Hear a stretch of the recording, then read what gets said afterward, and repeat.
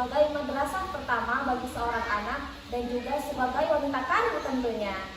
Nah, maka dari itu kita kedatangan dosen yang sangat luar biasa tentunya, yaitu mungkin Ibu bisa memperkenalkan terlebih dahulu.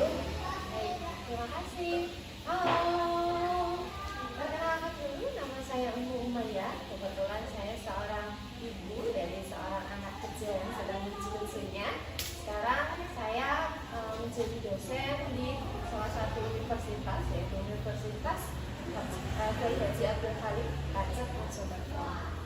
Terus memang fokus saya selama ini adalah di bidang psikologi, karena saya psikologi praktek dan dan berhubungan dengan dunia parenting seperti itu.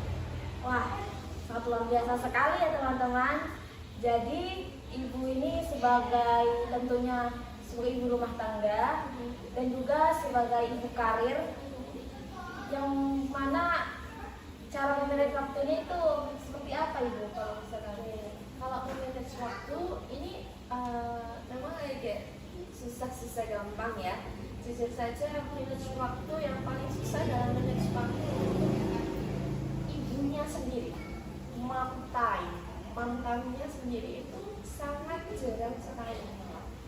Kalau sudah menjadi seorang ibu, kita harus siap bahwa dunia kita sepenuhnya berputar pada si anak.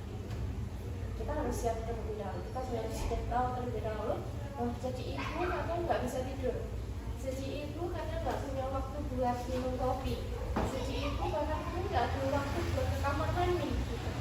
No, dengan ini pasti tak hubungan dengan si kecil, dengan si anak itu yang akan 24 jam bergantung kepada kita. Jadi membagi waktunya gimana? Sangat dramatis sekali saya awal-awal menjadi seorang ibu, terutama untuk yang bekerja. Jika ada waktu untuk bekerja, selesai waktu bekerjanya, atau ketika saya pulang rumah, saya full time mom, benar-benar fokus sama kebutuhan si bayi. Kalau sudah full time mom, kadang nggak bisa tidur, ya ngantuk-ngantuk, menyusui ngantuk, kadang gendong ngantuk, gitu. Sama itu aktivitas rumah terus berjalan ya, tetap bersih-bersih, gitu ya, kegiatan di rumah seperti itu. Nah itu benar-benar menguras fisik dan benar-benar menguras emosi juga, ya, karena anak pada saat usia seperti itu sangat butuh kita. Artinya nggak bisa dilepas anaknya, tetap nyata sama kita. Jadi untuk membagi waktu yang paling sulit itu bagi saya pribadi adalah waktu untuk management, untuk management. Yang di sini peran suami atau peran support system, ya saya bilang support system itu yang paling utama biasanya suami atau pasangan atau ayah atau orang tua atau keluarga di sekitar. Nah, support system ini membantu setidaknya si mami atau si ibu ini untuk memiliki waktunya sendiri. Apakah itu waktu sendiri? Artinya mungkin oke, kita nggak mungkin bisa minum jauh-jauh. Apa sih yang bisa buat kita benar-benar relax dulu? Mungkin mandi, liburan, terus mempercantik dan merelakskan diri. It's okay, walaupun cuma sebentar. Atau nonton Korea, maaf ya saya belum Korea nih. Atau nonton drama Korea atau drama-drama yang lain gitu ya. Silahkan, yang penting ada waktu seimbang ini untuk relax. Ini adalah waktu yang paling sulit didapatkan tanpa support system. Namun seperti ini Bu, terkadang banyak di luar sana sebagai ibu karir itu sering pulang ke rumahnya malam, dan sudah sampai di rumah itu si anak sudah tidur seperti itu. Jadi si anak banyak mengeluh dikarenakan tidak ada waktu untuk berbicara dengan ibunya seperti itu. Jadi menurut Ibu, bagi kita sebagai nantinya akan insya Allah sebagai ibu rumah tangga tentunya dan ibu karir, apa sih Bu tips atau cara kita untuk bisa memanage waktu gitu? Karena kita juga perlu pembelajaran seperti itu untuk kedepannya. Jadi ada dua macam nih, ada kuantitas, ada kualitas. Kalau kita bicara soal kualitas, artinya yang berhubungan dengan waktu sedikit, tapi kualitasnya terjaga. Ya, kualitas waktunya terjaga. Kalau kualitas kualitas ini meskipun waktunya sedikit sangat terjaga sekali engagement atau kelekatan ibu dengan anak. Maksudnya begini, kalau kita sebagai ibu bekerja, kemungkinan waktu banyak tersita dalam kegiatan pekerjaannya, tidak ada waktu panjang atau banyak kepada anaknya, maka kita tingkatkan kualitasnya. Kita tingkatkan kualitasnya, bukan kuantitasnya. Kualitas ini jarak ya, maksudnya waktunya panjang. Kalau waktu yang panjang ini kan kita kesulitan nih, tapi yang ditingkatkan adalah kualitas. Betul. Jadi kalau memang kita nggak punya banyak waktu, kualitas ya kita keluarkan lagi. Maksudnya apa Bu? Kualitas ini itu balik kualitas. Oke. Sorry ya, kualitasnya ini yang kita maksimalkan lagi. Kualitas yang seperti apa Bu? Hubungan antara ibu dengan anak. Hubungan antara ibu dengan anak ini adalah satu pribadi, anggaplah ini satu pribadi yang tidak bisa terpisahkan. Cukup peluk anak dengan penuh kasih sayang, di mana dia merasakan kehangatan, dia merasakan sentuhan, dia merasakan keberadaan ibunya secara nyata, diajak ngobrol meskipun dia belum paham ya, belum tahu apa-apa. Oke, hari ini gimana? Cucu tinggal pindah kerja, main sama siapa? Peluk dia dengan lembut. Nah, ini kualitas yang harus dijaga. Kalau memang waktu bermain, waktu bersama kurang karena banyak waktu pekerjaan kita ya. Saya selama ini mencoba untuk menjaga kualitas juga kuantitas. Kalau ketika waktu saya kerja kadang-kadang kalau sore dan malam ya, ketika itu anak sudah pulang, sudah istirahat, sudah tidur, setidaknya pagi harinya ketika dia sudah bangun sebelum saya berangkat kerja, saya selalu duduk. Saya selalu sapa dia dengan nama halo Aji, gitu ya, halo Nadia, apa? Kemudian dia tidak lupa kalau dia bundanya atau punya nama ya, jadi supaya tidak lupa sama orang tuanya karena orangnya sudah. Yang kedua adalah saya tanyakan, hari ini mau ngapain? Bukan di kerja lagi ya, tapi kita tetap harus menjelaskan posisi kita kenapa kita harus meninggalkan dia. Karena pada saat seperti itu anak akan merasa oh bunda situ aja dewasa. Jadi pikiran itu tidak yang saja kita mencari. Jadi ini Bu, bagaimana pendapat Ibu atau tanggapan Ibu tentang pemilihan seorang yang mana bahwasannya kalau jadi ibu rumah tangga itu sulit mau jadi ibu karir. Padahal ibu sendiri sebagai ibu rumah tangga dan juga sebagai ibu karir bisa. Jadi minta tolong pemahamannya atau tanggapan Ibu perihal ketakutan kita nantinya, yang mana kebingungan kita mau menikah muda atau mau menjadi ibu karir begitu. Terkadang itu ketakutan kita, apalagi kita sebagai perempuan yang mana di lingkup desa Bu, pasti itu kapan nikah, maaf ya, kapan sih? Kapan saya sudah sering ya? Iya, sudah sering seperti itu Bu. Ditanyain kalau ke lebaran sama keluarga kita sendiri ditanyain kapan nikah, mana tunangannya. Padahal kita masih belum ada kesiapan perihal itu. Jadi kesiapan untuk menikah itu memang tidak bisa hanya satu besok nih aku nikah, bukan hanya perihal ada cowoknya atau tidak ya, bukan hanya perihal yang punya pacar atau pasangan atau tidak. Gimana kita mempersiapkan itu gitu, karena banyak sekali perempuan di sana, kasus-kasus yang saat ini saya dapati ada yang banyak belum siap ternyata dalam permasalahan rumah tangga. Ini banyak banget permasalahan rumah tangga yang berhubungan dengan orang tua, berhubungan dengan anak, berhubungan dengan keluarga dan sebagainya. Kalau nggak siap gimana nih rumah tangganya, betul kan? Apalagi saya wanita yang memang awalnya memang fokus punya karir nih, gimana persiapannya gitu.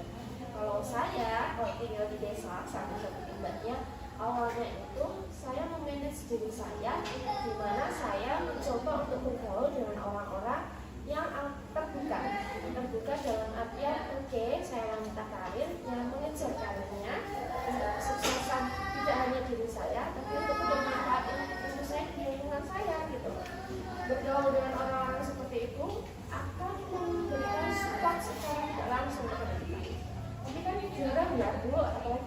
Nah, seperti itu. Malah kadang ada yang jadinya ngapain sih kerja terus gitu loh, nikah kok gitu, buat apa sih kerja terus gitu ya. Nanti juga jadi buat rumah tangga. Iya, jadi omongan tetangga kanan kiri gitu ya. Saya kembali lagi ke niat kita kerja itu apa? Kalau saya niatnya kerja, memang tujuan awalnya adalah untuk kebermanfaatan ilmu saya. Terlepas soal gaji, ya maksud saya kan finansial, setiap orang kan pasti punya kebutuhan finansialnya masing-masing. Terlepas atas gaji, yang terpenting adalah ilmu saya berokah dulu. Kalau ilmu saya sudah berokah, saya bermanfaat, sudah, itu tujuan awal saya menjadi seorang pendidik. Kalau saya melihat secara finansial, secara ekspektasi orang-orang nggak akan nyampe, artinya kita nggak bisa menyenangkan semua pihak, ya kan? Kita nggak bisa memuaskan semua pihak. Mungkin kapan nikah, udah nikah nih, kapan punya anak, punya anak, kapan punya anak lagi, gitu terus sampai mati gitu ya. Mati mungkin ditanya juga seperti itu. Jadi kita nggak bisa selamanya ikutin ekspektasi orang. Lakukan saja sesuai dengan passion dan keinginanmu, terutama yang berhubungan dengan kebermanfaatanmu dan hidup. Selama kamu memiliki impian, selama kamu memiliki cita-cita yang belum kamu realisasikan, lakukan yang terbaik untuk menggapai cita-cita tersebut, apapun itu. Tapi bukan berarti menikah tidak sejalan dengan mencapai cita-cita. Kita bisa mencapai cita-cita meskipun sudah atau sebelum menikah. Berarti kan itu tergantung dengan niat kita sebenarnya. Apapun yang orang-orang bicarakan tentang kita fokus aja ke niat kita sendiri. Nah, lantas seperti ini Bu, kan Indonesia nantinya di 2045 akan menghadapi 100 tahunnya dan 1 abadnya Indonesia katanya. Yang mana nantinya akan menjadi Indonesia emas seperti itu. Jadi kita sebagai ibu rumah tangga dan ibu karir tentunya yang nantinya akan mencetak generasi selanjutnya, yang mencetak anak-anak kita yang berkarakter tentunya Bu. Jadi tips dari ibu, cara kita untuk mencetak generasi selanjutnya seperti apa? Apalagi seorang ibu adalah sebagai madrasah utama bagi anaknya, yang mana anak itu terasa lebih dekat dengan ibunya langsung. Kalau saya zaman sekarang ini zamannya canggih ya, dimana informasi atau ilmu pengetahuan bisa didapatkan bahkan dari media sosial, ya kan? Nah, seorang ibu itu harus melek apa? Ilmu parenting dan salah satunya. Sekarang ilmu parenting itu sudah banyak sekali, gratis, bisa lihat di YouTube, bisa dilihat di IG, bisa dilihat di TikTok, dimanapun gitu ya. Bisa cari informasi di searching Google dan sebagainya. Bagaimana cara ilmu parenting yang ada? Bedanya adalah, yang membedakan adalah ibu tersebut terakan nggak untuk mempraktekkan ilmu parenting yang ada. Karena banyak sekali ilmu-ilmu yang parenting ini masih tidak sejalan dengan batas kesabaran kita atau keteladanan kita dalam prakteknya. Nah, selama ini saya sebagai lulusan psikologi, keilmuan parenting ini harusnya menjadi guide saya dalam memberikan pengasuhan di hidup keluarga saya sendiri. Contohnya, anak GTM itu nggak mau makan ya, tutup mulut namanya. Anak GTM, gimana nih solusi dengan ilmu parenting? Oh, mungkin dia sedang tumbuh gigi sehingga dia sakit. Oke, kita obati dulu tumbuh giginya, gitu ya. Kita selesaikan dulu masalahnya. Dicari lagi, dia nggak mau makan meskipun giginya sudah disembuhkan. Ternyata lidahnya sariawan, dibersihkan dulu dan sebagainya. Harus ditemukan dulu permasalahannya, baru kita berikan makan. Jangan dipaksa makan, kalau nggak digendong, nggak kesalahan-kesalahan, nggak dijajal-jajalin, nggak mau makannya, dia akan trauma si anak itu. Anak trauma soal makan.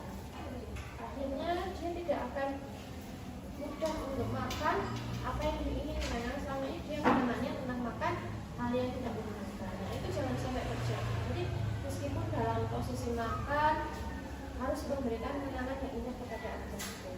Bagi saya dalam dunia parenting yang paling penting adalah anak setiap kita hidup pasti ada trauma dalam setiap pengasuhan yang kita miliki, apalagi generasi 90-an gitu ya, masih pakai kekerasan fisik supaya jadi bentuk pendidikan gitu. Nah ini membuktikan kalau zaman sekarang itu sudah canggih gitu. Zaman sekarang sudah aware, sudah membuka dirinya gitu ya, bahwa trauma dalam pengasuhan ini bisa diminimalisir untuk memberikan yang terbaik kepada anak-anaknya. Nah, generasi emas itu seperti apa ke depannya? Generasi emas adalah generasi di mana dipersiapkan, dididik, dibimbing, diasuh oleh ibu yang melek secara ilmu dan prakteknya. Itu menurut saya adalah hal yang paling penting, karena ibu itu selain menjadi madrasah ula atau madrasah awal, dia juga menjadi contoh. Ya, selain yang mendidik dan mengasuh, dia juga menjadi contoh. Apa tuh gitu? Kalau dalam agama Islam ya, kalau kita nggak sholat ya anak kita nggak sholat. Kalau kita sholat, anak kita ya akan sholat. Kalau kita ngaji, ya anak kita akan ngaji. Jadi tidak hanya mendidik dalam artian 1+1 sama dengan 2 gitu ya, atau mengasuh dalam artian mengganti pokok dan lain sebagainya, tapi kita juga jadi contoh. Contoh atau tindakan baik. Salah satu yang membuat saya benar-benar terkesima dengan suami saya itu adalah dia mencontohkan hal yang baik, selalu mencontohkan hal yang baik. Salah satu contohnya kalau selesai makan seperti ini ya, ada tisu kotor atau apa, barangnya berantakan, dia apa? What for? Kalau kita udah sudah tinggal aja, orang kita udah selesai makan, dia tidak, dia apa? Dia bersihkan tisu dibuangnya di tempatnya. What for ya? Saya tanyain buat apa? Untuk penyakit yang lainnya, kedua adalah menjaga anak supaya dia bisa membereskan barangnya sendiri dari kecil. Hal simple seperti itu yang bikin saya jadi cinta dengan saya ini karena seperti itu. Jadilah pasangan yang bisa menjadi partner kita dalam membimbing atau mengasuh anak kita nanti. Tidak hanya memberikan pendidikan, tidak hanya pengasuhan, tapi jadi contoh yang baik. Seperti itu untuk menjadi generasi emas di tahun berikutnya. Jadi kalau kita melahirkan generasi selanjutnya, berarti kita harus bisa berhadap diri kita sendiri juga ya, yang mana kita juga harus memperbaiki diri kita sendiri. Kita bisa menjadi tauladan yang baik bagi si anak, agar apapun yang kita lakukan bisa ditiru seperti itu. Karena kalau masalah anak itu mudah menangkap segala kegiatan atau perkataan dari sekitar-sekitarnya. Apalagi Bu, saya juga hidup di desa tentunya Bu. Terkadang para ibu sulit untuk mengontrol stresnya atau emosinya Bu. Apalagi pulang-pulang kerja nih Bu, udah capek ketemu anak rewel, nangis, langsung dimarahin, dibentak. Jadi tempat pelampiasan emosi. Iya benar Bu. Dan itu juga merupakan suatu yang negatif juga bagi anak, gak sih Bu? Kan itu pasti nanti anaknya berpikiran bahwasannya ibunya sering marah-marah terus. Padahal sebenarnya ibunya itu karena capek gitu. Jadi begini, saya bedakan dulu ya perempuan dengan laki-laki, karena ini kita bahas soal ibu. Perempuan ini dalam satu hari harus mengeluarkan lebih dari 100.000 kosakata atau bahkan lebih gitu ya. Nah, 100.000 kosakata ini harus dikeluarkan di saat yang tepat gitu. Makanya sering sekali perempuan itu lebih bawel daripada laki-laki. Kalau dia emosi, maka keluarnya harus melalui mulut ya, dia harus bawel gitu. Nah itu emosi yang harus dia keluarkan, memang harusnya seperti itu. Itu cara pengeluaran emosi pada seorang perempuan. Tapi tepat tidak? Tepat dalam artian tepat siapa yang dijadikan tempat pengeluaran emosinya, tepat tidak waktunya, kondisinya, situasinya. Kalau dalam posisi anak lagi rewel, kita yang capek pulang kerja, kita juga nggak bisa maksakan tubuh kita selalu fit ya. Apalagi pekerjaan itu tuntutan yang memang kita ambil resikonya ya kita akan capek secara fisik. Ketika pulang ini anak rewel, bagaimana nih? Pertama, saya biasanya sebelum saya pulang, saya selalu mengeluarkan negatif saya terlebih dahulu. Jadi biasanya banyak klien saya itu banyak yang luar biasa sekali permasalahan hidupnya. Nah itu kadang nyampur ke mood saya. Contohnya ada klien saya yang benar-benar saya tanda kutipkan luar biasa kurang ajar gitu ya. Tapi saya kan harus tetap netral meskipun orangnya ini kurang ajar gitu ya. Saya kan harus tetap netral. Emosi mangkal saya itu ada. Kesel saya masih ada nih sama orang. Oh ini anak mula gitu ya. Dan itu jangan sampai ke bawah di rumah. Emosi negatif itu jangan sampai ke bawah di rumah. Gimana cara saya rilisnya atau mengeluarkan emosinya? Banyak cara untuk mengeluarkan emosi negatif. Namanya katarsis. Katarsis itu apa sih, Bu? Katarsis itu bagaimana kita mengekspresikan emosi kita. Emosi itu banyak ya, ada marah, ada sedih, ada kecewa, gitu ya, emosi gitu. Nah, si katarsis ini macamnya banyak. Yang orang itu berbeda. Ada yang nangis, diam nangis, di sepeda motor nangis, gitu ya. Atau waktu sholat sujud nangis, gitu. Ada yang nulis buku, ada yang gambar. Nah, katarsis itu banyak. Nah, sebelum pulang, usahakan ibu ini atau yang pekerja, siapapun kakak yang ibu, sebelum pulang keluar dulu emosinya. Makan makanan yang pedas, mungkin ya, dia sukai seperti itu. Makan makanan yang pedas sudah pulang itu free will, artinya sudah bebas perasaan negatifnya. Pulang itu menyambut anak dengan bahagia, halo dek, gitu ya. Jadi bisa bersenang-senang dengan anaknya seperti itu. Terus setelah itu kalau kita belum siap untuk menjadi orang tua, saya sarankan lebih baik sudah memiliki omongan. Kalaupun memang sudah diberikan rezeki anak, maka kita harus siap apa? Mengelola emosi kita terlebih dahulu. Jangan sampai karena emosi kita yang masih labil akan membuat kita menyesal ke depannya. Kenapa demikian? Suatu ketika kita pasti tua juga, dan ketika anak kita besar, di saat dia besar bentak-bentak kita pasti akan sakit kan, sedih kan. Ya Allah, anakku yang aku rawat sampai sebesar ini kok minta-minta. Ternyata itu adalah manifestasi dari sikap orang tua pada anak ketika dia kecil. Dibalik ya anaknya gitu. Nah, jangan sampai menyesal. Itu adalah tenaga atau motivasi terbesar dalam hidup kita. Jangan sampai menyesal.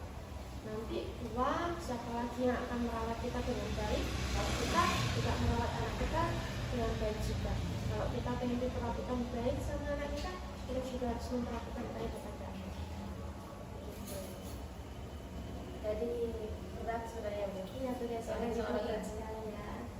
Apalagi terkadang saya melihat ibu saya sendiri, berpikiran kalau ibu saya sedang marah, kenapa sih ibu ini marah terus. Ternyata emang sebenarnya jadi seorang ibu tidak mudah. Lantas bagaimana, Bu, dengan sikap, apalagi kita memiliki pasangan yang belum tentu mendukung kita sepenuhnya, karena dalam kasus anaknya ya, atau dalam hal apa? Karena ini, Bu, terkadang kalau kita sudah punya anak, laki-laki itu pasti atau suami kita sendiri memiliki caranya sendiri untuk mengurus anaknya gitu. Dan si ibu juga memiliki caranya juga untuk mengurus anaknya. Nah, dengan cara ini antara laki-laki dan perempuan ini beda pendapat, Bu. Jadi apa yang harus kita kasih pemahaman apa yang harus kita kasih kepada si suami kita sendiri, bahwasanya cara ini tuh lebih baik daripada perlukan seperti itu. Apa kita dengan menerima juga caranya dari suami kita sendiri, ataupun apa yang harus kita lakukan? Kasus seperti itu sebenarnya ada beberapa kali saya temui gitu ya. Kasus tersebut karena saya temui pada mahasiswa saya sendiri bahkan gitu. Ketika suami dan istri ini memiliki pola pengasuhan yang berbeda, bagaimana? Saya kembalikan lagi, tadi sempat saya singgung ya, cowok sama cewek ini berbeda gitu. Kalau cewek lagi emosi, dia harus mengeluarkannya lewat mulut gitu ya. Kalau cowok gimana kalau emosi? Kalau lagi marah gitu contohnya, maka dia harus fisik untuk dikeluarkan emosinya gitu ya. Nah, ini aja sudah beda sudah sangat berbeda. Artinya dalam proses dia mendidik, dalam proses dia mengasuh itu pasti ada perbedaan. Sekali lagi, tidak ada manusia yang sempurna, betul ya? Oke, suami saya lebih ke fisik, ya. Sementara saya mungkin lebih kepada kegiatan rumah atau yang berhubungan dengan belajar, ya. Baiklah, saya yang fokus mendidik anak saya di rumah dengan belajar, dengan bermain. Sementara suami saya mendidik anak saya dalam kegiatan fisik, karena dia fisik. Contoh seperti itu. Jadi saling melengkapi, bukan malah saling bentrok seperti itu. Nah, terus kalau saling bentrok itu bagaimana? Gitu ya. Kalau saling bentrok begitu bagaimana, Bu? Ada bahasanya kompromi. Kompromi, tingkat kompromi itu setiap orang berbeda. Nah, tingkat kompromi setiap orang berbeda, artinya ada yang bisa disatukan, ada yang bisa dikerjasamakan, ada yang enggak. Contoh, cara makan. Adik makan nggak boleh pecah-pecah, gitu ya. Sementara ayahnya menunjukin makan yang pecah-pecah, ayahnya sudah dipecah-pecah, kayak gitu. Nah, ini kan perbedaan yang sebenarnya sepele, tapi bisa jadi besar, gitu loh. Ini bagaimana cara untuk memberikan kompromi? Adik yang bagus itu makan tidak pecah-pecah, sementara ayah pecah-pecah, gitu. Makanya sudah terbiasa seperti ini. Yuk kita sama-sama belajar makan nggak boleh pecah-pecah, yuk. Jadi kita mau belajar. Nah, ini jalan yang seharusnya sama-sama bagus, bukan hanya yang menang A yang menang B, tapi sama-sama harus berkompromi ya. Betul, karena pernikahan seumur hidup itu nggak sedikit mbak waktunya, jadi harus benar-benar kompromi. Jadi barusan ibu sudah menjelaskan banyak, terus masalah tentang bagaimana pendapat tentang wanita karir dan rumah tangga, terus cara memanage waktu, dan juga tentang mempersiapkan generasi nantinya dalam menghadapi genapnya Indonesia berusia 100 tahun. Intinya kita harus memiliki cara atau strategi kita untuk mengurus atau mendidik anak kita sendiri, ya tentunya dari kita sendiri sebagai tauladan yang baik dan cara didikan yang baik untuk si anak, agar nantinya anak itu bisa mencontohkan yang baik juga. Jadi mungkin dari pembahasan barusan Aida menangkap bahwasannya kesimpulannya sebenarnya Bu, tidak ada masalah tentang harus memilih nikah muda atau wanita berkarir. Dua-duanya kita jalankan tidak apa-apa, tidak masalah, karena pada hakikatnya itu tergantung dengan kondisi kita seperti itu. Siapkah kita untuk menjadi ibu, dan siapa juga kita menjadi wanita karir seperti itu. Jadi tergantung tentang kesiapan kita dan kondisi kita ya. Dan juga cara mendidik kita juga harus mendidik anak dengan baik dan tauladan tentunya.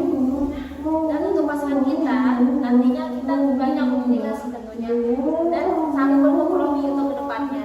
Mungkin hanya itu saja Bu pembahasan kita pada podcast malam hari ini.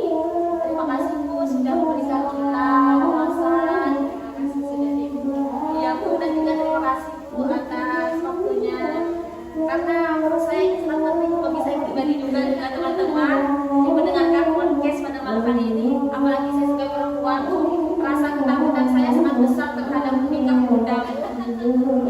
Yang mana di keluarga saya sendiri, Bu, di desa saya sendiri itu ditanya terus kapan nikah, kapan punya tunangan, dan sebagainya, karena hal itu adalah budaya dan tradisi ya. Makanya alhamdulillah bertemu dengan orang-orang yang sudah bisa membuat saya menjadi seperti ini ya, jadi mungkin kedepannya bagi kita sebagai wanita muda dan perempuan berkarir tidak perlu takut untuk menikah muda dan tidak perlu takut untuk menjadi wanita karir, karena kita ini